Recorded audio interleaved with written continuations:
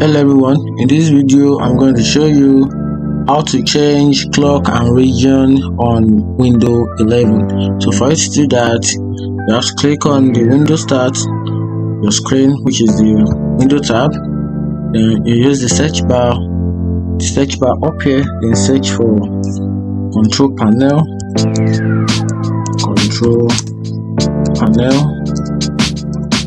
this is it, control panel. Then you run it, then open control panel, then change this, come here and change this view by, then change it to category, then right here, then you have the option called clock and region. You click on it, and right here you can configure your region by simply change the language preferences.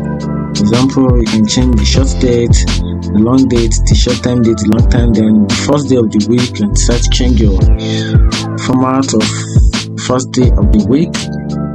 After that, you can also change your state. You can see we have so many states. We have display language, we have window display language. You can pick any of the language you want. You can just pick any one of your choice.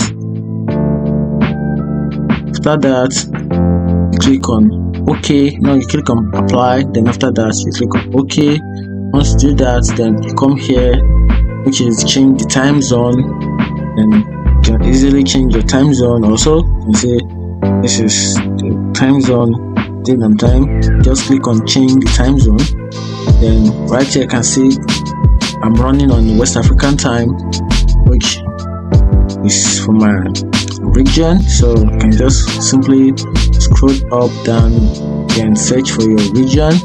After that, then click on OK, and that's it. And that is how to change your time, your clock and region on Windows 11. If I find this helpful, like and follow for more. Thank you.